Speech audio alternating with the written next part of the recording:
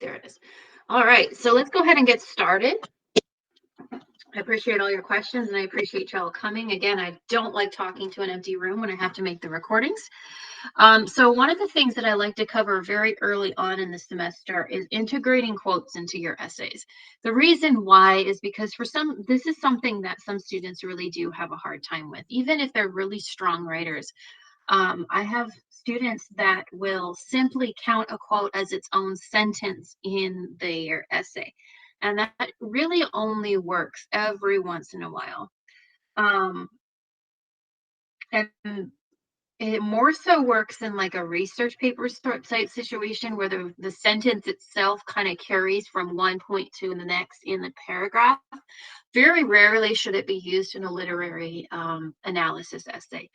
So what you'll be writing this quarter, you'll have a literary analysis essay on the Crucible, which is what you should all be starting very soon. I've already had one or two people turn that in. They got busy over the weekend. You'll also be writing a literary analysis essay on the Great Gatsby. And then near the end of the semester, like the last week, you'll be writing a research paper. However, there's a lot of skills that you'll be learning that are that you'll be using for both.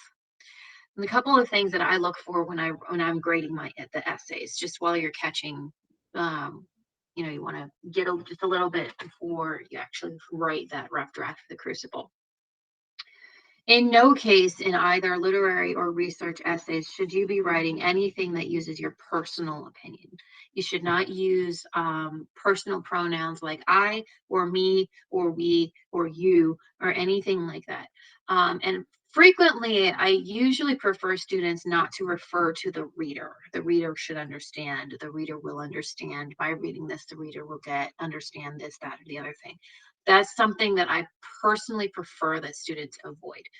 But avoiding personal pronouns is not just me. That's pretty much across the board, especially now that you're in high school. Um, I I have taught many different grade levels. I've been teaching for Georgia Virtual School for 5 years now with high school level. Face to face, I chose to teach middle school for a lot of different reasons. And I teach sixth grade English, and I absolutely love it. One of the things that we teach in my district is something called races, which you may have learned before. But it's basically an evidence-based paragraph response to a question. And races is helpful to kind of keep in the back of your head, even in high school. Races is basically the idea that you respond to a question, which is the R. You answer the question, which is the A. The C is um, cite evidence, so include a quote. The E is explain the quote, and the S is sum it up. And with that, you basically have a paragraph answer response to a question. So they would be given a text, they would be given a question, then they would be expected to write erases. And many of them got really, really, really good at it. It's something that we just do a lot on the middle school level. And one of the things that I teach them right from sixth grade is to avoid personal pronouns and personal opinion. It's something that I do have a habit that I do have a hard time breaking in them from elementary school, where they were writing opinion pieces. So in elementary school, a lot of you wrote um, paragraphs, essays that used I think or I think this because. These are very strong ways to learn how to get started in writing, but the farther along that you move, the more that you realize that your personal opinion isn't necessarily what matters. So somebody else, I am not going to want to listen to your personal opinion unless it's backed up with facts and evidence. And this is something that I really do try to get my sixth graders to understand. The sooner the better, because the sooner they lose that, they move on, they build upon that personal opinion writing, the better. Then their teachers in high school will have an easier job. Unfortunately, I still come across students here at Georgia Virtual School that still have that opinion based writing. And once you've reached high school, we're pretty much past opinion. Um, Not that you can't have an opinion. Obviously, the point of writing is to defend an opinion, and that's my personal vendetta when it comes to teaching English, is I want you to have an opinion. but I want you to defend it with evidence, defend it with reason, defend it with why. Okay. I may believe that dogs are a better pet than cats, but I have to tell you why, because otherwise you're just going to get angry. It's like, no, my cat's better, blah, blah, blah. But I would tell you, I would have to give you evidence if I had any hope of convincing you, because my personal opinion isn't enough. Because dogs are better than cats is genuinely a very subjective topic. Um, okay. So I have to provide evidence in order for that to be the case. All right. So do be sure to avoid opinion-based writings and rely on evidence and rely on quotes. Now, the reason why I bring this up is because when you are writing and you're using those quotes, the way you present those quotes is what ensures that your reader, me, knows that you understand that quote and how it works in your writing. Also, you're going to kind of want to assume that your reader is not familiar with the text you're writing about. Okay. So when you're writing your essay, especially the analytical essays, you want to assume that your reader does not know the text that you're writing about. So you're going to want to include very, very short summary, very, very short references to the text. Not that you want to include an entire paragraph or take over your introduction with summarizing, that's unnecessary, but you want your reader to understand a slight bit of background. And it really does not need to be the whole novel, just enough to prove your point. But with those quotes, you have to integrate them. You have to anchor them and tie them to the rest of the text that you're writing, the rest of your essay. I'm going to bring up my screen in a minute, and I'm going to share with you a link that whenever I am grading essays, what you're going to discover when I grade essays, I will make comments and comments and comments and comments and turn it in. And then I will provide for you in Canvas in the comment box links to different sources that I want you to read. This one source that I found a couple years ago, I've been using for several years now on my essays as a link that is great for students to take a look at and learn different ways to integrate their quotes into their paragraphs. Okay. So like I said, you should never leave a quote unanchored or unexplained. Okay. So just by putting a quote into your essay, even though it may be the strongest piece of evidence to support your point, doesn't tell me that you understand that quote. And it doesn't explain that quote to your reader. Okay, so I'm going to shut my webcam off and switch to screen share. I always forget where it is. There it is. No, not documents. Screen share. Screen share.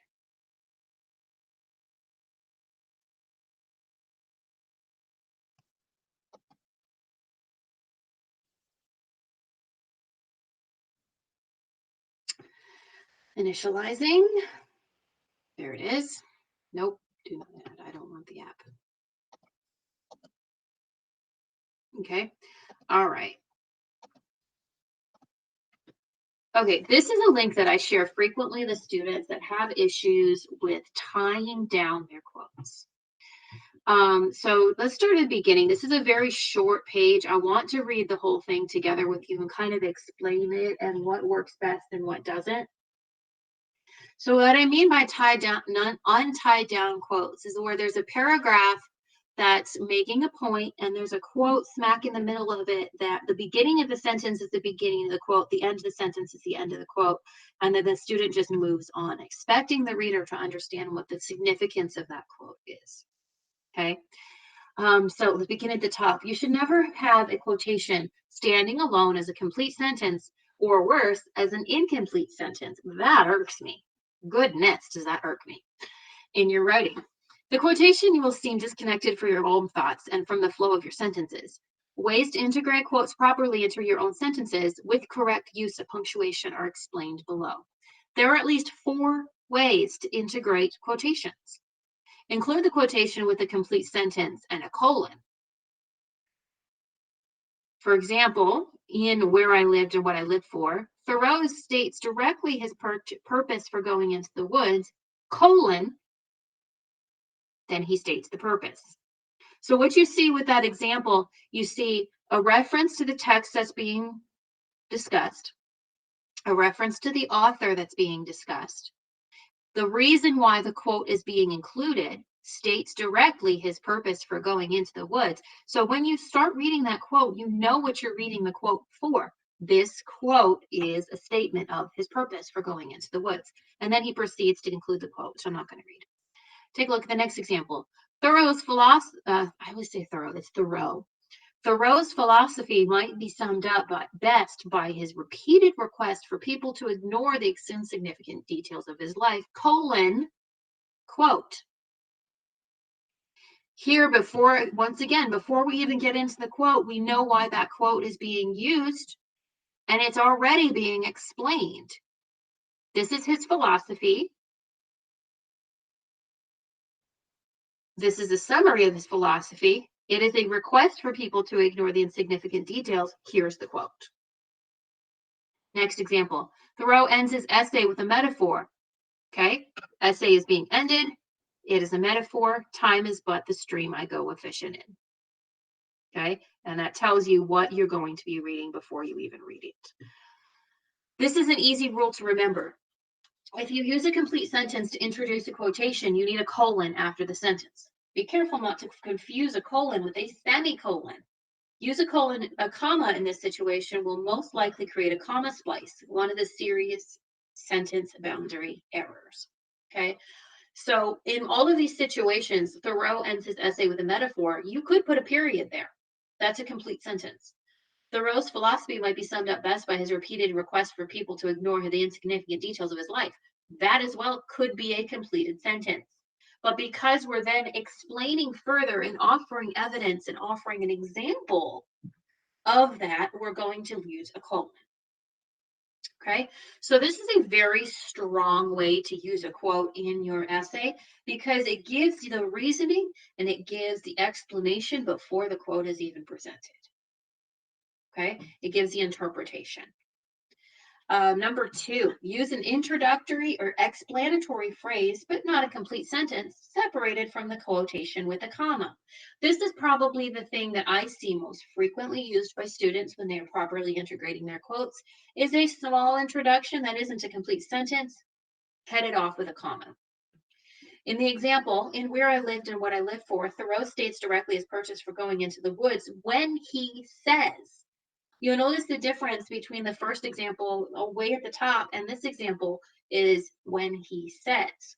By adding that, then that makes the sentence an incomplete sentence because you need to then know what he said. So then the comma is added. So there's very slight differences between this and the first example.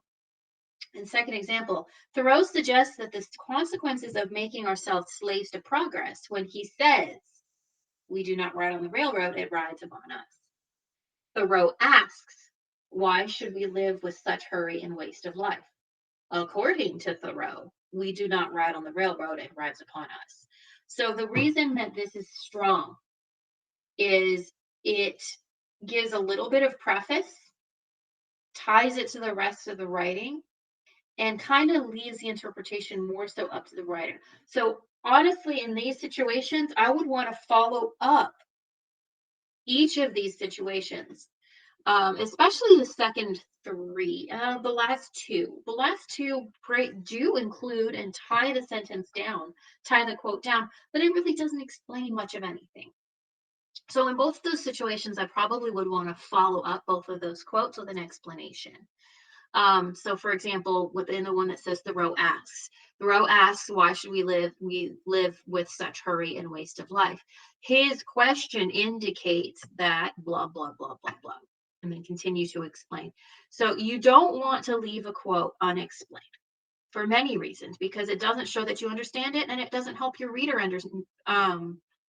You have not necessarily helped your reader to understand it. You shouldn't assume that your reader is going to know what you meant when you included that quote. Number three, make the quotation a part of your own sentence without any punctuation between your own words and the words you are quoting. This only works sometimes. And if you can get it to work, it's fine. In Where I Lived and What I Lived For, Thoreau states directly his purpose for going into the woods when he says that I went into the woods because I wished. What you see here is that it blurs from explanation directly into quote, and it's all part of the same sentence.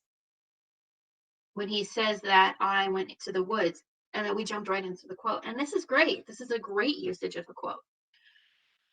Thoreau suggests the consequences of making ourselves slaves to progress when he says that we do not ride on the railroad, it rides upon us. So what you'll notice here, this is actually a very common way that students will include quotes, that will tie quotes, is using the word that. He says the explanation comes before the quote. The consequences are making our slaves to progress. When he says that, and then including the rest of the sentence. Again, you'll notice that there is no punctuation there. It ties directly because it's making it into one sentence. The only punctuation necessary is that quotation mark, and then, of course, the in-text citations after the quote itself. Next example, Thoreau argues that shams and delusions are esteemed for the soundest truths while reality is fabulous. So introduction here is very small. Again, this is probably one where you would want to do a follow-up sentence that explains what that quote means. His argument suggests it might be a good way to start something like that. Or according to Thoreau, people are too often thrown off the track. Okay, again, it blurs right in and it works really well. Notice that the word that is used in 3 of the examples above. And when it is used in the example, in the example, that replaces the comma, which would be necessary without that in the sentence. You usually have a choice then when you begin a sentence with a phrase such as Thoreau says, you can either add a comma after says, or you can add the word that with no comma. Okay. Number 4, use short quotations, only a few words, as part of your sentence. In Where I Lived and What I Lived For, Thoreau states that his retreat to the woods around Walden Pond was motivated by his desire to live deliberately and to face only the essential facts of life. Both of these are great because basically what this author here has done is, instead of including the whole quote, he has chosen to interpret the quote and only offer the smallest pieces that strengthen and uses it as evidence. Both of those pieces of evidence, unless they're from the same sentence, will need their own in-text citation. If they're from like the same set of sentences or the same paragraph, you can use the same in-text citation for both of them. But remember, in-text citations are always going to be placed at the end of the sentence. Thoreau argues that people blindly accept shams and delusions as the soundest truths while regarding reality as fabulous. So what he's done is he's combined his own writing as well as the quote into one sentence in the pieces and made it work grammatically with the rest of this essay. So this is totally strong. Although Thoreau drinks at the stream of time, he can detect how shallow it is. So take a look at how the quote was altered in order to fit into the sentence. So you'll notice right here and where it says drinks at, right there, though probably the original quote from the poem was, or the writing was, drink at the stream of time. But in order to get it to fit into the sentence, some slight grammatical changes were necessary. Anytime you alter a quote in order to make your sentence flow better or your grammar to work a little bit better, you need to put that alteration in brackets. So that's what these little more square parenthesis marks are. That's called a bracket. And when you alter a quote to include it in your writings, just to make sure that it grammatically works correctly, you're going to want to put that change in those brackets. So that your reader knows that's not the original quote, but you altered it a little bit just to make it sound okay in your essay. Another thing that you might want to do, what I'll see students do is they'll put things like clarification words added to their quotes. For example, if there's a pronoun used in the quote, like he or she, they may add some clarification in the brackets as to who the he or she is that's being referred to. For example, with The Great Gatsby, there is a narrator in The Great Gatsby that does all of the talking. And so he uses pronouns like he and she a lot. But if you choose to use a quote that's farther away from the name of who that narrator is talking about, then it's a good idea to add to that quote who the he or she is. He, bracket, Gatsby, close bracket, continue. When you integrate quotes and the quotations in this way, you do not need to use any special punctuation. Instead, you should punctuate the sentence just as you would if all of the words were your own. No punctuation is needed in the sentence above, in part because the sentences do not follow the pattern explained under 1 and 2 above. There is not a complete sentence in front of the quotations, and a word such as says, said, or asks does not appear directly in front of the quoted words. All the methods above for integrating quotes are correct, but you should avoid relying too much on just one method. You should instead use a variety of methods, and that's something that I really wish students would know. If you rely too heavily on one method of integrating your quote, you've lost interest. You've lost interest in your writing, and your reader is going to get bored. And it doesn't also show that you understand these other ways. There are only 2 punctuation marks that are used to introduce quotes, the comma and the colon. The semicolon is not used to introduce quotations. So this is a very important point because I notice students use semicolons a lot. Some students will use excessive semicolons because they're trying to prove that they're smart and they know how to use a semicolon, when reality, most of the ways the semicolons that they're using are not used correctly. Semicolons are actually kind of difficult to get a hang of. And when they're not used correctly, it just, yeah, watch your semicolon use. We'll leave it at that. Notice as well the punctuation in the sentence above in relation to the quotations. If there is no parenthetical citations in the sentence, no author's name and page numbers in the parentheses, the commas and periods go inside the final quotation mark like this. For whatever reason, this is the way we do it in America. In English, though, the comma and the periods go outside the final punctuation mark. So in the United States, which is where we're at, this is Georgia, you'll notice that the final punctuation of the quote goes inside the quotation marks, the final punctuation of the sentence. So let's go back up and let me show you an example of that. So here's one right here.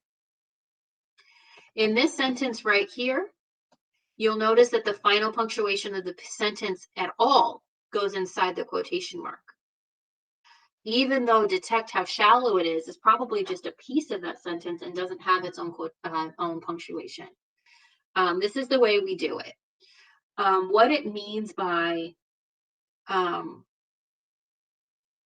parenthetical citation is your in-text citation. So those are usually going to get included inside that punctuation, typically.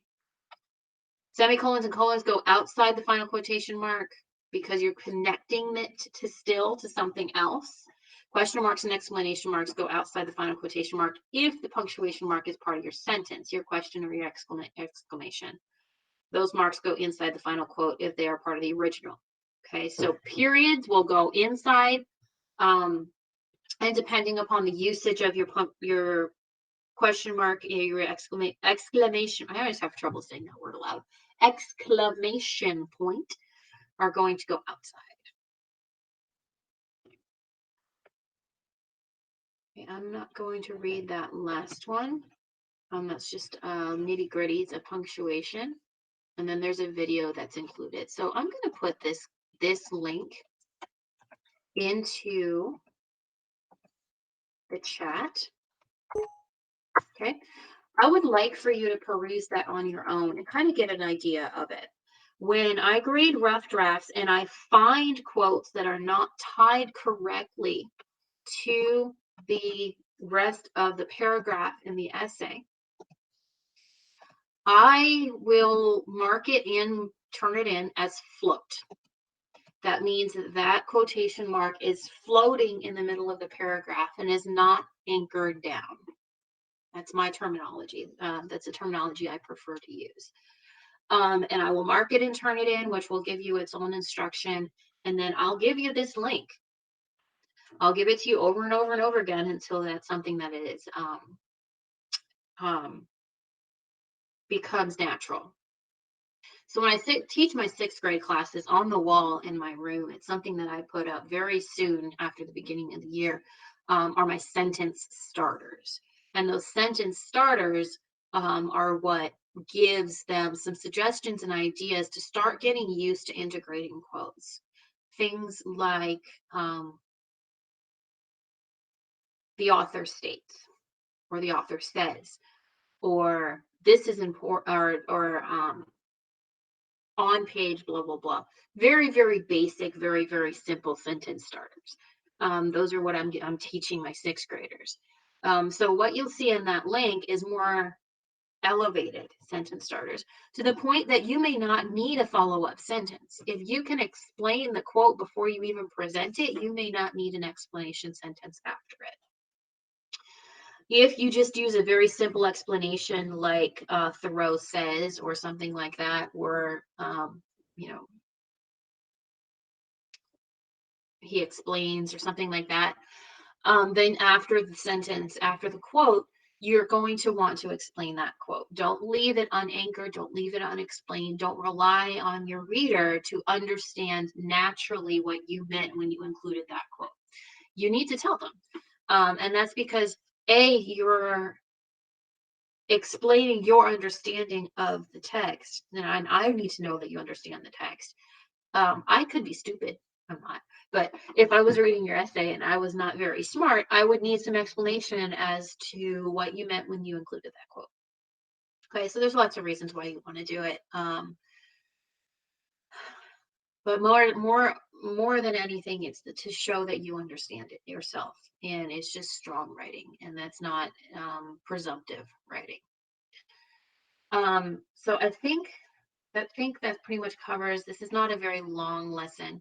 Does anyone have any more further questions on that topic before you start writing that essay? Any specific essay writing questions that you want to address before we finish up? Even if it's not related to quoting, it's fine.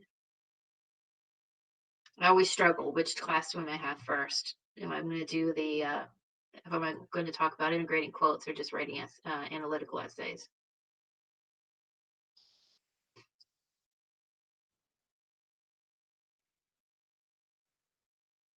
All right. So if there are no questions, if you have questions while you're writing that essay, please feel free to email or message me before you make a mistake, because it's easier to get it right before you give me the rough draft instead of after. So I just want to briefly go over what you want to do when you submit a rough draft. So I put a ton of time before, at the beginning of the year, at the beginning of the semester, writing out, organizing the assignments within the modules page. And I also added in many pages where I gave you a tip or an instruction. So make sure that you're reading those tips and instructions as you go through a module. But when you submit a rough draft, don't immediately submit your final draft. I won't grade that final draft. I will grade your rough draft. I will give you comments and suggestions and links and instruction in order to help you make that rough draft better.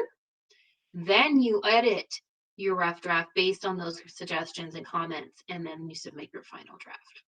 Okay. So because there are 35 students in this class, and I'm about to be inundated with 35, hopefully 35 rough drafts within this next week and a half, I go nose and toes into this. Okay. When it comes to rough drafts, those become the most important thing in the whole class. So you may not see your discussions graded quickly. You may not see other smaller assignments graded quickly. Those rough drafts are my world. Okay. I will get those graded and back to you. If, however, I don't get it back to you before that final draft is due, I want you to wait. Okay. Wait on that rough draft so that you know what to do. I will take care of your late credits. I can get rid of that easily. But if you don't have your rough draft back before your final draft is due, contact me and let me know that you're waiting to turn in that final draft or that rough draft to be returned, and I will understand 100%. You may need to remind me to take the lit credit off because, I forget things, but that's the way I prefer that to be done.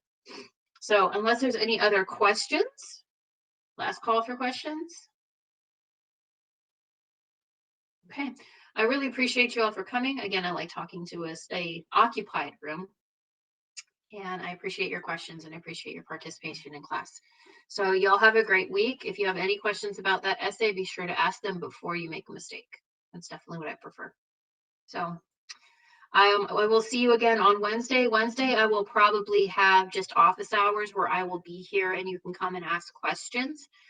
And I think during the middle of an essay week, that's a good time to do that. So we'll have office hours on Wednesday, which will be you guided. So if you have a question, you can come. But just keep in mind, if you have a question, you need to come right at 4 o'clock because I only hang out for about 15 minutes and then I leave. So don't just come at 4:50 and expect me to be there. So Wednesday at 4 o'clock will be office hours, and that will be question and answer. If you have any questions, I'll be happy to help with those. Okay, thank you so much. Have a great week.